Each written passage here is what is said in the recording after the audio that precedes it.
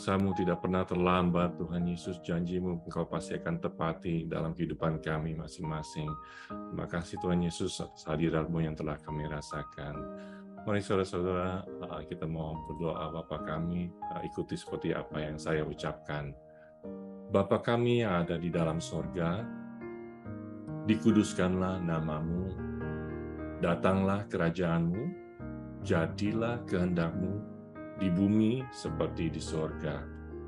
Bapa yang baik, berikanlah kami pada hari ini rezeki yang menjadi bagian kami, secukupnya, cukup untuk memberikan pinjaman kepada banyak bangsa, sedangkan kami sendiri tidak mempunyai pinjaman. Cukup untuk menjadi saksi Tuhan, mulai dari Yerusalem, Yudea, Samaria, dan sampai ke ujung bumi. Cukup untuk menjadikan semua bangsa murid Kristus dan membaptis mereka di dalam nama Tuhan Yesus. Terima kasih Bapa atas rezeki yang secukupnya. Dan ampunilah dosa-dosa kami, ampunilah kesalahan kami, seperti kami pun mengampuni orang-orang yang bersalah kepada kami. Dan janganlah masukkan kami ke dalam pencobaan, tetapi lepaskanlah kami dari segala yang jahat. Sebab Engkaulah yang mempunyai kerajaan, kuasa, kemuliaan sampai selama-lamanya. Di dalam nama Tuhan Yesus kami sudah berdoa.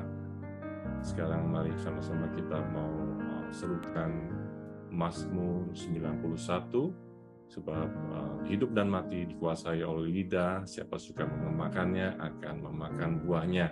Mari sama-sama kita mau serukan dengan suara yang keras dan dalam hitungan yang ketiga. 1, 2, 3. Orang yang duduk dalam lindungan yang maha tinggi dan bermalam dalam naungan yang maha kuasa akan berkata kepada Tuhan, tempat perlindunganku dan kubu pertahananku, Allahku yang kupercayai. Sungguh, Tuhanlah yang akan melepaskan aku dari jerat penangkap burung dan dari penyakit sampar yang busuk. Dengan kepaknya, Tuhan akan melindungi aku. Di bawah sayapnya, aku akan berlindung. Kesetiaan Tuhan ialah perisai dan pagar tembok.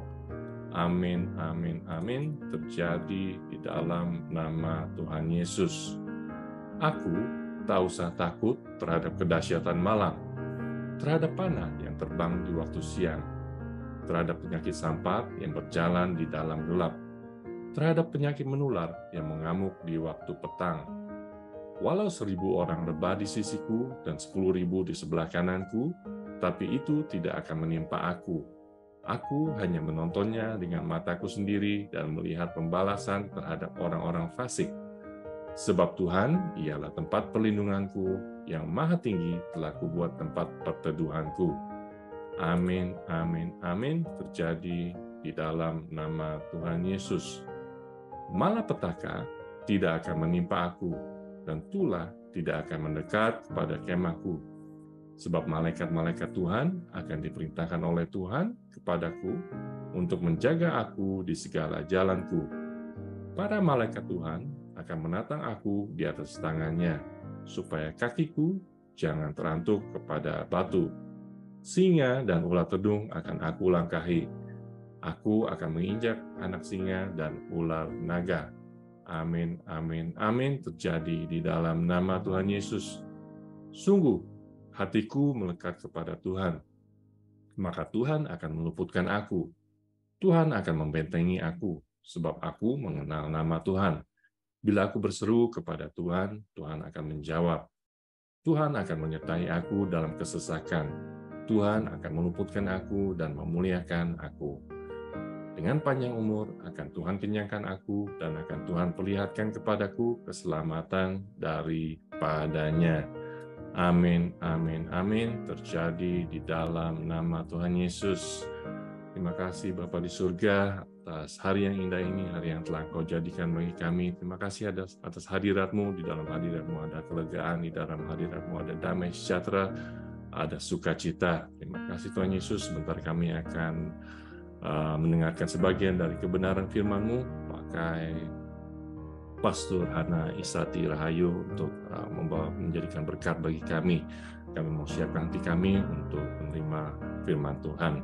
Hanya di dalam nama Tuhan Yesus yang siap untuk menerima firman Tuhan pada saat ini, angkat jempolnya dan katakan amin 3 kali. Amin, amin, amin. Shalom Bapak Ibu Saudara sekalian yang dikasihi Tuhan Yesus. Semuanya. Salam revival, salam kebangkitan. Senang bisa berjumpa kembali dengan Bapak Ibu Saudara sekalian. Sekarang kita akan mendengarkan firman Tuhan. Hari ini kita akan dilayani oleh Pastor Hana. Waktu dan tempat saya persilakan untuk Pastor Hana. Ya, pada pagi hari di Amerika dan sore hari di Indonesia, kita akan belajar bersama-sama dengan tema dosa yang disaput cinta, sukar dilepaskan. Saudara, kita akan belajar di dalam Ibrani 2 ayat 1. Firman Tuhan mengatakan, karena itu harus lebih teliti kita memperhatikan apa yang telah kita dengar, supaya kita jangan hanyut di bawah arus. Saudara, artinya apa? Hanyut di bawah arus. Sesuatu yang hanyut itu sukar untuk dicari, saudara. Dan sukar dikenali, bahkan sukar untuk ditemukan. Karena sesuatu yang hanyut itu sulit untuk dikenali lagi, saudara. Kenapa? Karena arus gelombang atau arus air itu ketika menghanyutkan sesuatu, itu membuat dia terhilang, ya, tergulung dari tempat di mana dia hanyut. Sehingga kadang-kadang tim SAR itu nggak bisa menemukan. Kalau ditemukan pun rupanya sudah nggak karuan, nggak bisa dikenali lagi. Saudara, banyak orang yang sebenarnya mengasihi Tuhan. Banyak orang yang mencintai Tuhan. Tetapi banyak orang yang hatinya berkobar-kobar untuk Tuhan, tapi sayang, seringkali masalah dunia, problem dunia, saudara, keindahan dunia, hawa nafsu daging, inilah yang menyeretnya, kemudian menghanyutkannya, sehingga tanpa disadari, dan bahkan arus itu menyeret dia semakin jauh, dan akhirnya terhilang, saudara. Sehingga prinsip mencintai Tuhan makin lama itu makin jauh, sampai akhirnya terhilang sama sekali. Sampai orang berkata, loh itu dulu orang Kristen loh, sekarang kok jadi gini. Loh itu namanya Yohanes loh, sekarang kok seperti begini, ya. Kita karena mereka terhilang, saudara. Saudara, kita harus ingat, hidup Kristen ini adalah hidup yang tegar, seperti batu karang. Memang Alkitab berkata, kita hidup di tengah dunia, ya, tetapi jangan sampai kita ini hanyut terseret arus di tengah dunia ini, karena dunia ini jahat. Walaupun kita hidup di tengah dunia, tetapi kita harus mempunyai prinsip, yaitu hidup kita mau menyenangkan hati Tuhan. Ya, kita harus mempunyai prinsip untuk berjalan dalam kebenaran dan hidup dalam kebenaran. Orang yang seperti ini, saudara, akan dapat berjalan pada janji Allah. Imannya akan tetap teguh, ya, meskipun berada di tengah-tengah arus dunia, bahkan kita dapat melawan arus itu, sehingga hidup kita tidak hanyut dalam arus, ya. Kita sanggup menginjak iblis di bawah telapak kaki kita. Karena kita tahu bahwa bersama Allah yang tidak pernah meninggalkan kita dan tidak pernah mengecewakan kita. Alkitab berkata, orang yang hanyut di tengah dunia itu akan mengalami kebinasaan. Saudara, kelihatan anak bungsu yang hanyut di tengah dunia, karena dia berfoya-foya, akhirnya dia mengalami satu kebinasaan, ya, di mana dikatakan bahwa identitas dirinya turun dari seorang anak yang anak orang kaya menjadi anak miskin, makan makanan babi, karena hanyut di tengah dunia. Tetapi orang yang berjalan dalam kebenaran, orang yang melakukan kehendak Allah, akan tetap hidup sampai selama-lamanya. Ini janji Tuhan. Ibrani 2 ayat 1 ini mengingatkan kepada kita, ya, supaya kita lebih berhati-hati dan lebih bersungguh-sungguh memperhatikan apa yang sudah kita dengar, supaya kita tidak hanyut di bawah arus. Saudara, dunia ini tujuannya mau menghanyutkan orang percaya. Ya, mau menghanyutkan keluarga-keluarga orang percaya. Mau menghanyutkan generasi-generasi muda. Mau menghanyutkan gereja-gereja Tuhan. Hamba-hamba Tuhan. Sebab itu kita harus teliti memperhatikan apa yang sudah pernah kita dengar supaya kita tidak hanya di bawah arus.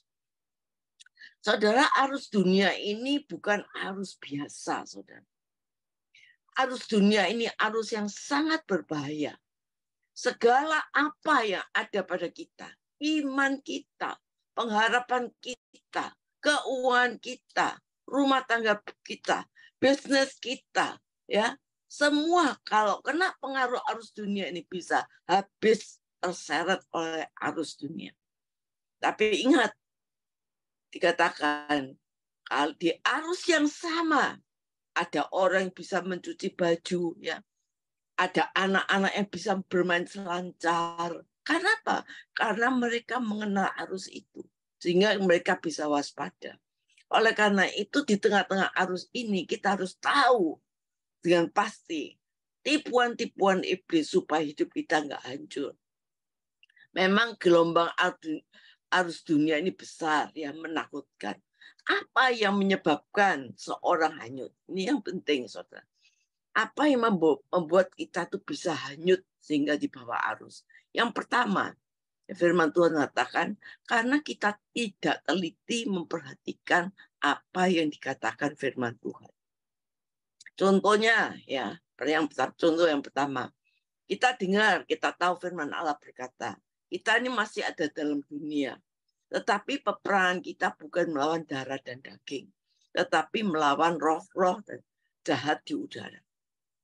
Kita tahu kan firman ini, tapi pada waktu kita tersinggung, ya, dalam rumah tangga, antara istri, suami, dengan mertua, dengan orang tua, ya, kadang-kadang dengan gembala kita, teman kita, ada sesuatu terjadi, kita tersinggung. Saudara, kadang-kadang kita punya sikap untuk melawan darah dan daging. Mulai bentak istri, bentak suami, bentak anak, bentak orang tua. Saudara, ini terjadi. Saudara, keadaan di dalam tengah-tengah rumah tangga kita mungkin bisa terjadi. Tetapi saudara, kalau kita emosi, kita marah, ya, kita nih mengerti bahwa sebenarnya terjadi ini peperangan kita ini bukan melawan darah dan daging, tapi penguasa-penguasa roh-roh jahat udara. Karena itu kita harus berdoa dalam roh untuk mengalahkan segala kuasa-kuasa itu. Alkitab berkata, ayo teliti apa yang firman Tuhan katakan. Perhatikan betul. Jangan marah sampai matahari terbenam. Ya. Berbahagialah orang yang merenungkan firman Tuhan siang dan malam. Ia seperti pohon yang tertanam di tepi aliran air, yang tidak layu daunnya, tapi apa diperbuatnya berhasil. Saudara, ini kalau kita lakukan, maka kita ini menjadi orang yang kuat. Kita menjadi orang yang tidak mudah goncang. Contoh yang kedua, selain itu, dikatakan power. Kita diciptakan Tuhan supaya kita ini menurut gambar dan rupa Allah. Supaya mereka berkuasa atas segala yang diciptakan Tuhan. Jadi manusia diciptakan Tuhan itu adalah makhluk tertinggi yang merefleksikan sifat Allah, ya. Berkuasalah, ya. Dikatakan Tuhan berikan pada kita tuh satu power pada kita. Diberi kuasa untuk apa? Untuk kita menerima mujizat, diberi kuasa untuk menerima kesembuhan, diberi kuasa untuk menjadi garam dan terang, diberi kuasa untuk meraih berkat, diberi kuasa untuk menjadi saksi dan memuliakan Tuhan, ya. Itu kita diberi kuasa. Tetapi seringkali kita tidak teliti dan kita salah menggunakan kuasa itu. Kita lihat suami berkuasa atas istrinya. Ya, maaf, ya. Kadang-kadang suami pada istri bentak-bentak ya. Suami itu saudara bukan jadi bos benar di rumah, tapi imam yang membawa keluarga datang pada Tuhan. Istri-istri juga begitu, jangan berkuasa atas suaminya, merentah suaminya, itu juga nggak betul, saudara. Kita lihat Adam dan Hawa, saudara, dikatakan Adam dan Hawa ini gila kuasa, saudara, ya, sehingga dikatakan bahwa Adam dan Hawa itu karena gila kuasa, dia menjadi ingin seperti Allah, saudara. Dan kita lihat bagaimana ketika dia ingin seperti Allah, akhirnya dia diusir dari Taman Eden. Saul itu gila kuasa, saudara. Dia punya kuasa, tapi dia pergunakan untuk apa? Untuk ingin membunuh Daud, saudara. Kadang-kadang kita sebagai bos, ya, kita kasar kepada karyawan, mudah mecat ya. Wanita-wanita itu, saudara, wanita-wanita tuh, saudara, perempuan-perempuan ini Tuhan berikan satu kasih karunia yang spesial. Kalau saudara dibaca di 1 Petrus 3, bahwa wanita ini diberikan kuasa, diberikan kasih karunia, sehingga kalau suami-suami yang tidak menghormati istrinya, maksudnya itu yang kasar kepada istrinya, maka doanya tidak didengar. Karena wanita ini punya kelebihan. Wanita ini kaum yang lemah, tapi Tuhan berikan sesuatu yang lebih, yaitu kasih teman pewaris kasih karunia. Sehingga tanpa perkataan, saudara, luar biasa. Tanpa perkataan, dia bisa memenangkan suaminya. Saudara, tanpa perkataan bisa memenangkan suaminya. Tapi banyak wanita-wanita yang memakai kuasa ini ditunggangi oleh iblis. Di mana dia pakai kuasa itu untuk apa? Merebut suami orang. Jadi pelakor. Kita lihat. Seorang laki-laki, suami umpamanya, ketemu dengan wanita.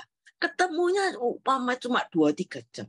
Bisa tertarik dengan wanita itu. Akhirnya bisa selingkuh. Kenapa? Wanita ini ada punya kuasa, tapi dipakai iblis, sehingga akhirnya dia bisa menjadi pelakor.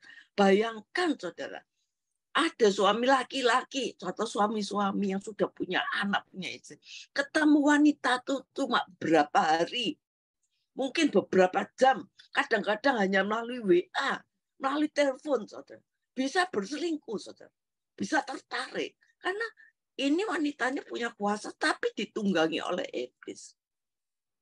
Saudara, itu power. Jadi yang pertama tadi, kita harus mendengarkan apa yang dikatakan firman Tuhan. Ketika kita punya kuasa, jangan sampai kuasa itu dipakai untuk yang tidak baik.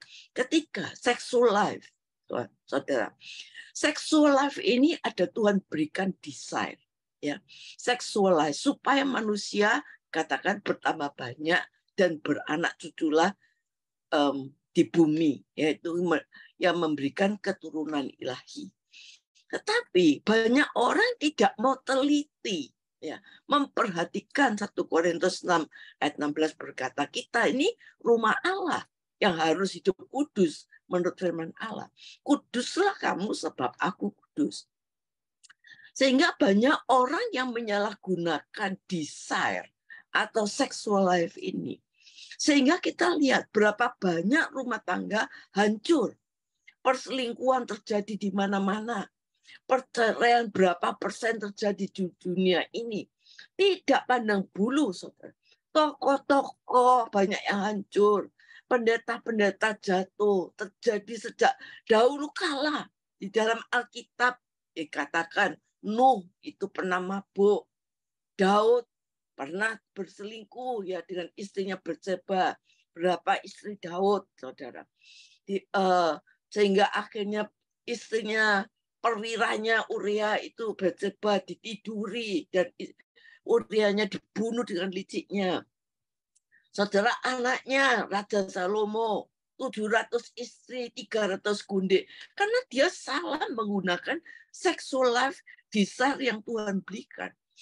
Istri-istrinya dikatakan istri-istri Salomo penyembah berhala, sehingga di hari tuanya Salomo ini hidupnya dihancurkan oleh istri-istrinya sehingga tidak mengenal Tuhan. Kurang apa?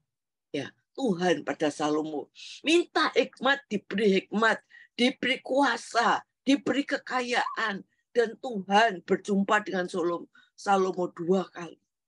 Saudara, kita lihat dari orang kelas bawah, saudara, sampai kelas atas, raja-raja, presiden, hamba Tuhan, tokoh-tokoh negara, banyak yang jatuh karena satu hal ini.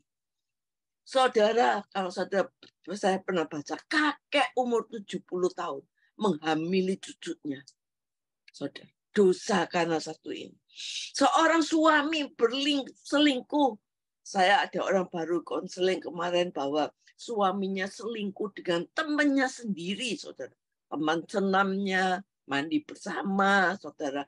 Temannya itu suka pergi bersama, tapi akhirnya merebut suaminya. Saudara, ini dikatakan, ini karena apa? Karena dari perjanjian lama sampai sekarang, namanya sexual life di saat ini banyak menghancurkan manusia. Karena tidak dijalankan dengan benar. Disalahgunakan. Pengusaha-pengusaha yang sukses, saudara, punya power, punya keuangan, tapi istrinya ada di mana-mana. Sudah menjadi top, istrinya punya banyak. Sehingga banyak orang yang tadinya begitu setia sama istrinya, setia sama suaminya, setia sama anaknya, setia sama pelayanannya. Ketika ada di tengah-tengah arus dunia yang penuh dengan zona nyaman, saudara, tiba-tiba lenyap, hanyut oleh arus, berubah total, mulai tidak setia, jadi suami kasar, dibentak-bentak, lari dari pelayanan, tinggalkan Tuhan. Oleh karena apa? Karena yang satu ini, saudara. Oleh karena itu jangan coba-coba dengan yang satu ini, yaitu desire atau sexual life. Saudara, dosa yang disaput cinta, itu dosa terhadap dirinya sendiri. Karena itu sulit untuk dilepaskannya. Kalau banyak orang yang konseling pada saya, bahwa orang-orang yang berselingkuh itu sulit untuk melepaskannya, saudara. Ada yang 1 tahun, 2 tahun, 3 tahun, ya, sulit untuk melepaskannya. Karena apa? Karena dia sudah tahu bahwa dia salah, ya. Dia tahu suaminya tahu kalau dirinya salah. Kadang-kadang dia mau jalan yang benar, pengen berjanji mau kembali, tapi nggak bisa. Dalam hatinya ingin sesuatu yang baik, tapi yang jahat selalu timbul. Roma 7 berkata, Paulus berkata, karena apa? Ada dosa yang mengikat sehingga dia sulit melepaskan. Sehingga saya katakan bahwa dosa yang disaput cinta ini sulit untuk dilepaskan. Karena apa? Karena saudara, dia bisa lupa anak, lupa istri, saudara. Anaknya sakit, ditelepon pun dia lupa, saudara. Dan ini pernah saya alami. Bagaimana suami saya waktu dia disaput cinta, saudara, ditelepon anaknya sakit, demam tinggi, nggak pulang, nggak apa, saudara. Seperti nggak terjadi apa, lupa anak, lupa istri, saudara. Meskipun dia tahu dia salah, tapi dikatakan firman Tuhan mengatakan, ketika dia mau berbuat baik, dia bilang, ya aku mau kembali, tapi saudara nggak bisa. Karena apa? Karena firman Tuhan dalam Roma 7, ada kuasa yang lain, yang selalu menang, kata Paulus berkata, ada kuasa lain selalu menang, sehingga dia tidak bisa. Siapa? Aku manusia celaka, kata Paulus. Siapa yang bisa melepaskan aku? Saudara, hanya Tuhan Yesus Kristus yang bisa melepaskan. Oleh karena itu, jangan main-main dengan yang satu ini. Saudara, Simpson, orang yang dikhususkan Allah, sejak dalam kandungan ditetapkan dari nasir Allah, itu anugerah Allah. Lahir secara mujizat, ibunya mandul, berkuasalah roh Tuhan atas Simpson. Menghadapi singa beruang, dia menang. Menghadapi 1000 orang Filistin, dia menang. Tapi menghadapi wanita satu Delila, dia hanyut di bawah arus. Sampai dia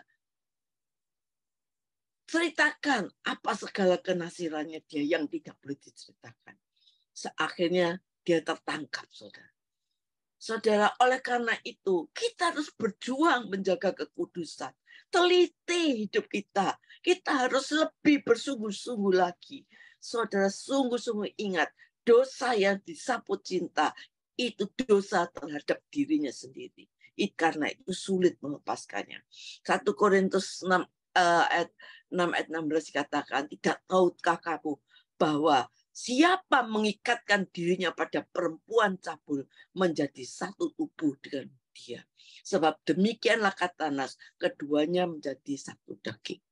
Saudara, kalau suami istri, saudara, itu salah satu berselingkuh, ya, suaminya berselingkuh dengan A umpamanya.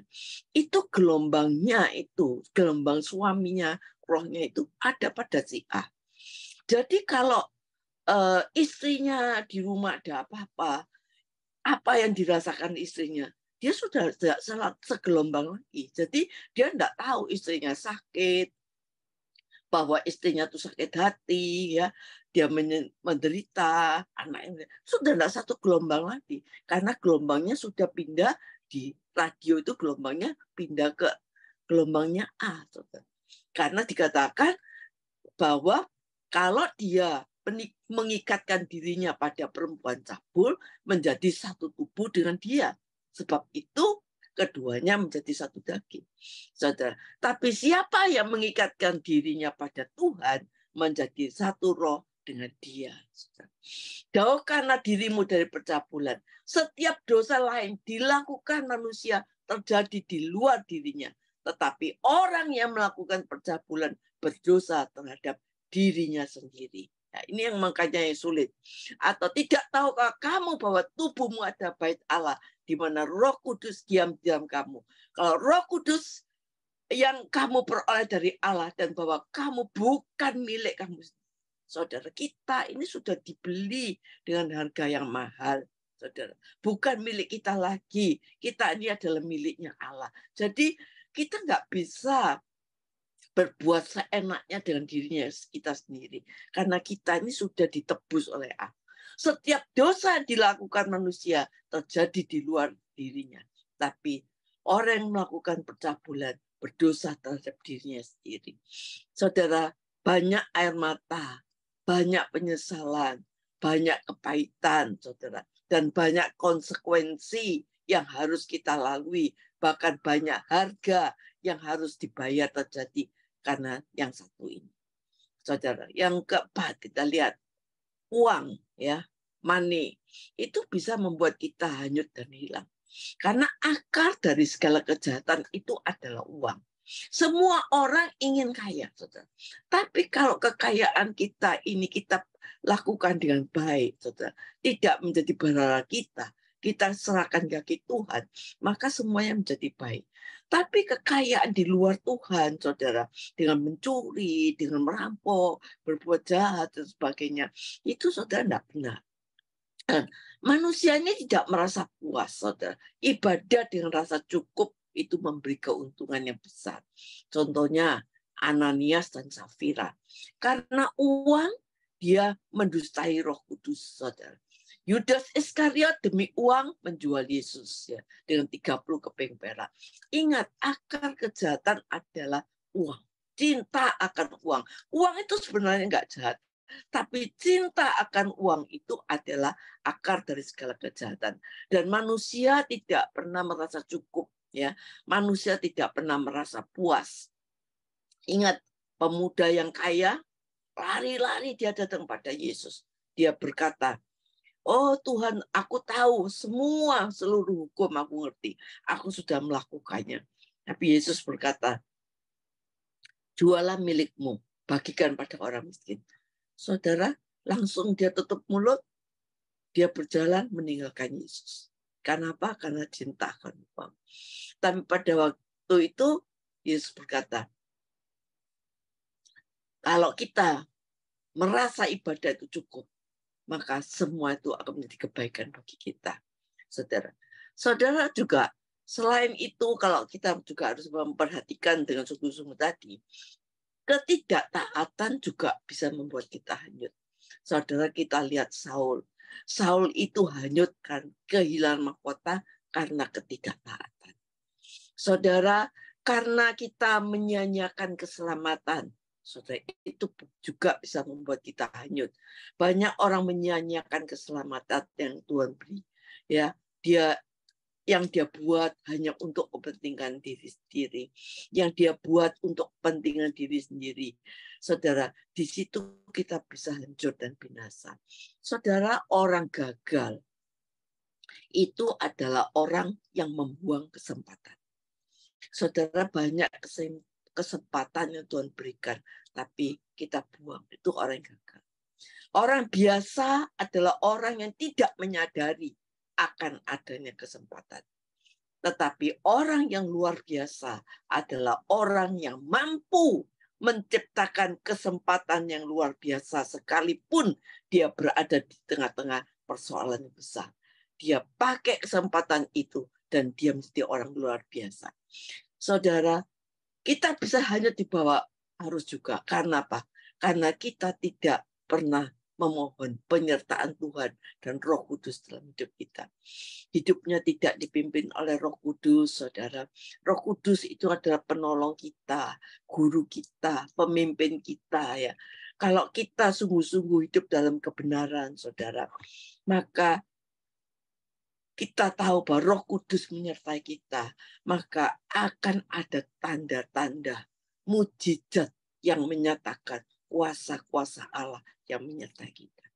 Ayo kita selalu minta pimpinan Roh Kudus setiap hari, saudara. Karena kalau kita mau sungguh-sungguh berjuang untuk semuanya, maka saya percaya satu hari kita akan menerima mahkota abadi yang Tuhan janjikan. Saudara, ayo kita minta Roh Kudus menyertai kita. Saudara, kesulitan itu memang selalu ada dalam kehidupan kita.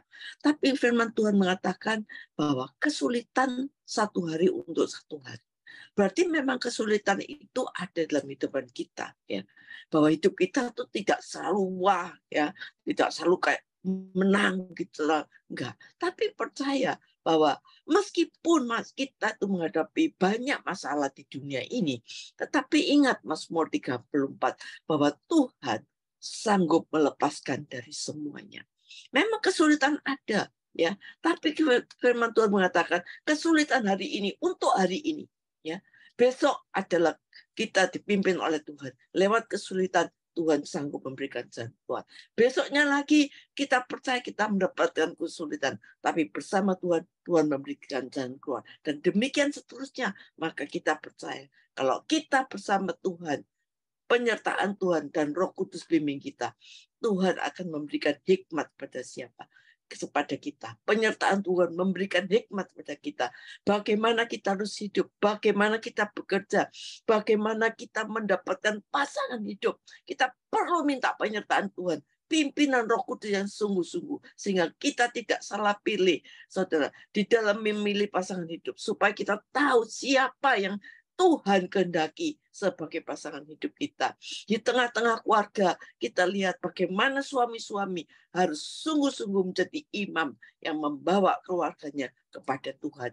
Ya, saudara, oleh karena itu, ayo kita mau sungguh-sungguh teliti apa yang sudah kita dengar, dan kita mau lebih bersungguh-sungguh, hidup kita mau berakar di dalam Kristus, sehingga kita tidak mudah goncang, tidak mudah hanyut, saudara, di bawah arus, dan hidup kita mengalami revival, kemenangan di dalam hidup kita. Amin. Saya akan berdoa untuk semua yang mengikuti Zoom pada pagi hari ini. Biarlah Tuhan melewati firman Tuhan yang ditabur pagi hari ini. Tuhan, hidup kami tidak mau sia-sia. Kita mau melakukan, meneliti apa yang dikatakan firman Tuhan. Kita mau sungguh-sungguh dipimpin oleh Roh Kudus dalam kehidupan kita. Tuhan, kita tidak mau hanyut, Tuhan. Kita percaya Tuhan, kita mau taat akan firman Tuhan. Karena di dalam ketaatan itu ada berkat Tuhan. Saudara, kami percaya segala akar-akar pahit yang ada dalam kehidupan kita, Tuhan, biarlah semuanya Tuhan angkat dalam kehidupan kita. Kita percaya Tuhan bahwa Mungkin saat ini ada air mata yang ada dalam kehidupan kita. Ada perasaan sakit di dalam kehidupan kita. Yang menyakitkan, yang membuat kita merasa stres, susah. Tuhan, kami tidak mau terhanyut. Kami mau memandang pada Engkau. Engkau yang pegang tangan kami. Engkau yang sungguh-sungguh menenangkan jiwa kami. Sehingga kami, Bapak surga, kami akan keluar menjadi anak-anak yang menang di dalam Kristus. Apapun masalah kami, Tuhan memberikan pencobaan tidak melampaui dari kekuatan kami. Kami percaya siapa yang bekerja saat ini, Tuhan membuat mereka berhasil. Rumah tangga akan harmonis, saudara. Kami percaya Tuhan, anak-anak-Mu diberkati, yang sekolah diberkati, yang bekerja diberkati, yang sedang berlibur, Tuhan, Engkau menyertai, Tuhan. Terima kasih Bapak. Kami sungguh-sungguh mau lebih teliti dan mau lebih bersungguh-sungguh melakukan, mendengar apa yang dikatakan firman Allah. Amin.